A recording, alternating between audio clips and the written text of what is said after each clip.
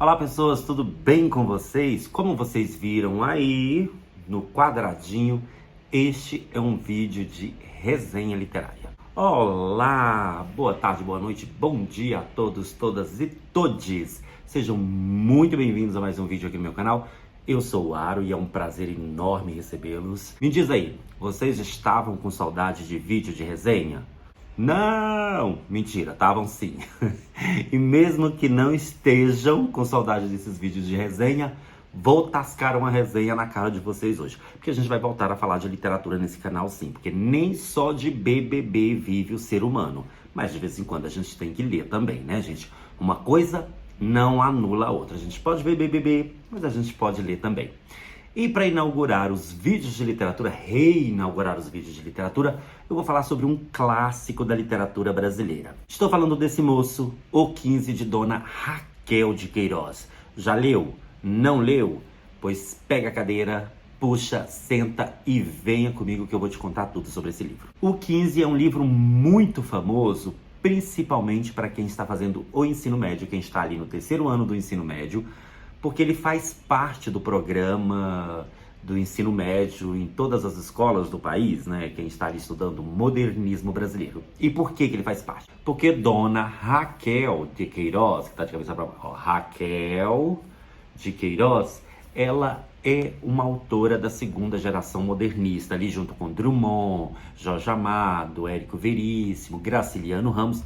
Aliás, muita semelhança entre Dona Raquel e Graciliano Ramos. Vou até contar um babadinho, um período da minha vida para vocês.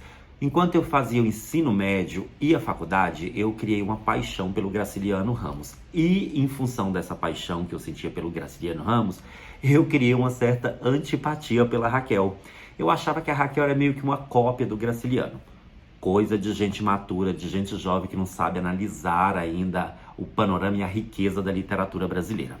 Aí durante muito tempo eu tive uma certa resistência a ler Dona Raquel.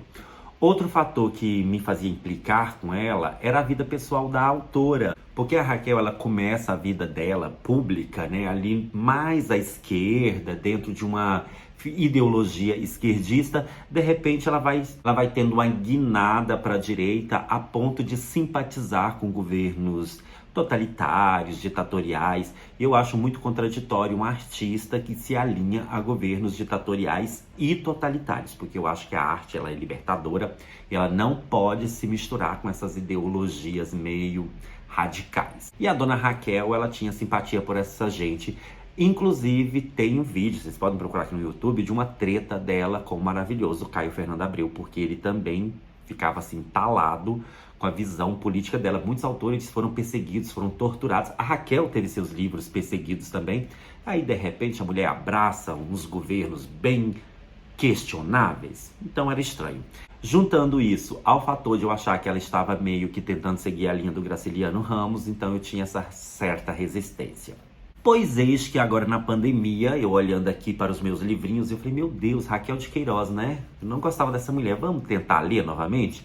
Aí eu comecei a ler, comecei pelo 15, agora eu tô lendo o Memorial de Maria Moura. E aí, gente, foi aquele momento de redescoberta, porque eu vi o quanto eu estava perdendo de uma literatura maravilhosa. Aquela coisa de separar autor de obra, às vezes a gente não consegue, mas aqui dá pra gente fazer essa separação sim. Deixa a vida pessoal da Dona Raquel de lado e vamos nos concentrar na escrita e na obra dela. A mulher era simplesmente maravilhosa. E quando a gente considera que o 15 foi lançado quando ela ainda é menina, muito jovem ali, né, saindo da adolescência, faz com que a gente fique mais boquiaberto ainda com a grandiosidade dessa obra. Tá, Aaron, mas eu já entendi tudo isso, mas do que se trata a história? Sobre o que fala o 15? Como vocês estão vendo, ó, é um livro pequenininho, então dá para ler muito rápido. Agora, curioso, é um livro pequeno, mas imenso em conteúdo, imenso em significados, imenso em mensagem passada para o leitor. Em O 15, eu acho que dá pra gente separar duas narrativas paralelas. De um lado, a gente acompanha a relação Conceição e Vicente. Vicente é um moço, dono de fazenda, a história se passa no interior do Ceará, e ele é aquele típico homem do campo, agreste, rural, rústico, sofrido pelas vicissitudes da vida. Enquanto que a Conceição é o oposto do Vicente. Ela é uma menina moderna, urbana, ela mora em Fortaleza, ela é professora, ela tem uma visão de mundo muito mais progressista do que o Vicente, que é extremamente tradicional. Os dois são primos e tem aquele namorico de infância que eles vêm carregando durante muito tempo. Já na vida adulta, aquela tensão amorosa, aquele clima de romance entre os dois se intensifica. Você percebe que a Conceição gosta do Vicente, ela é apaixonada por ele e ele também por ela. Só que como eles fazem parte de mundos completamente diferentes, antagônicos, e vive esse embate cultural, nenhum dos dois dá o braço a torcer admitindo que está a fim de ficar com o outro. Então aquele romance que começou lá na infância e que poderia culminar num provável casamento de primos, que era muito comum na época, lembrando da história, se passa em 1915, não acontece.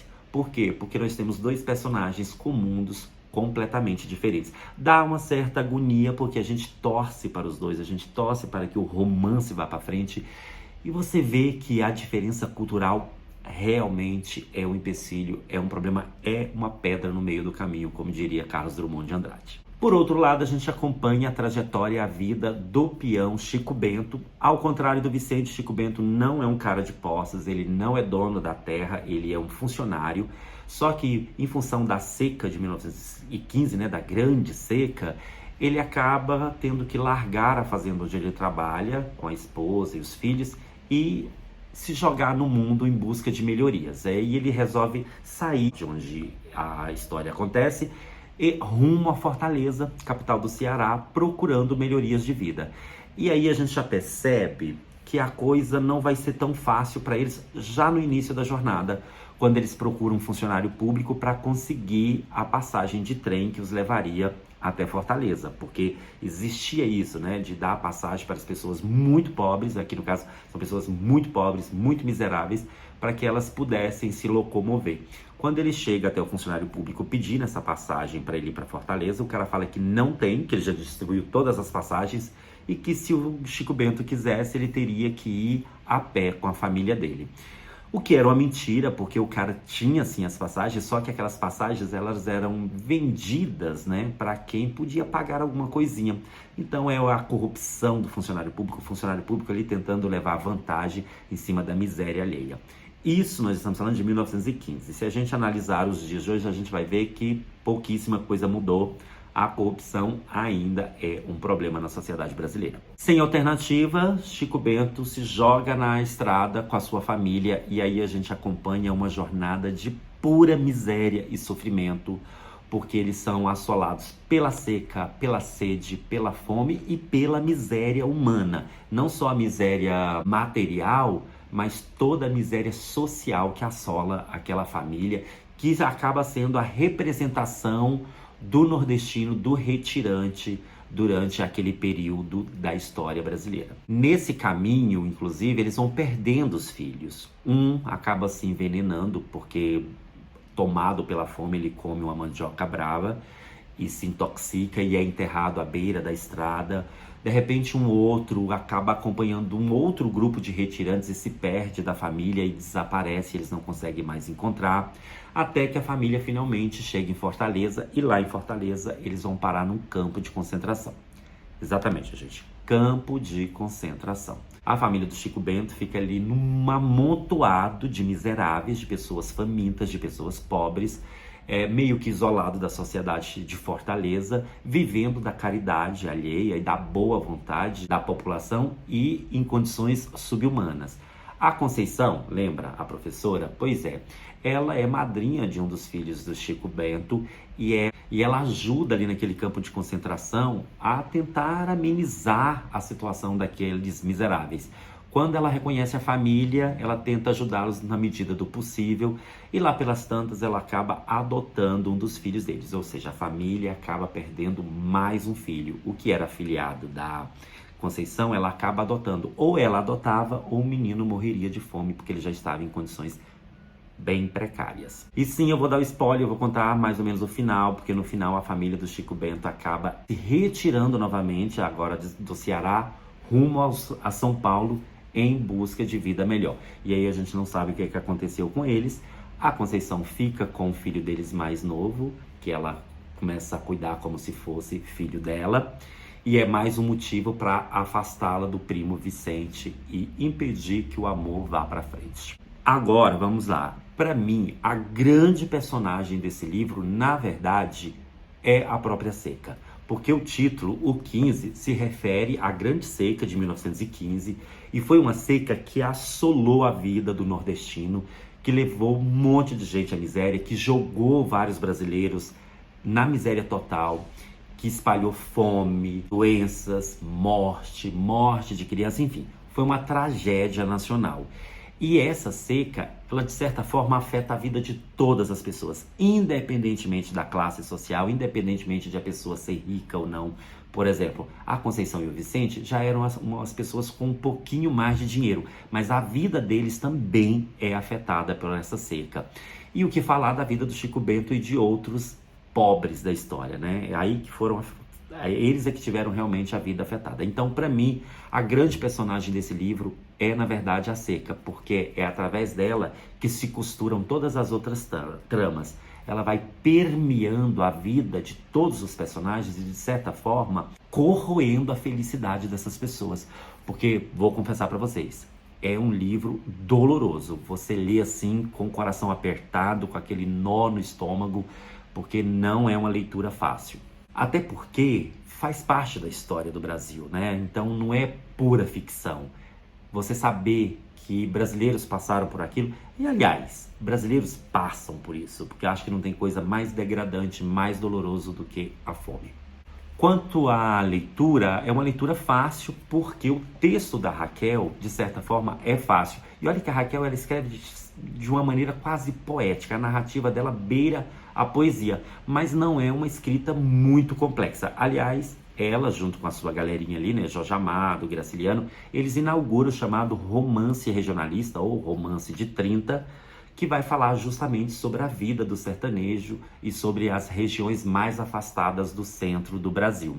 E eles primavam por uma literatura mais clara, mais direta, mais de fácil compreensão. Isso não quer dizer que seja um livro simplista, de forma alguma. Mais do que simplesmente um romance ou uma novela, se preferirem, já que ele é curtinho, o 15 é um livro necessário porque retrata, flagra um momento específico da história do Brasil. Então também é uma aula de literatura e é uma aula de história também.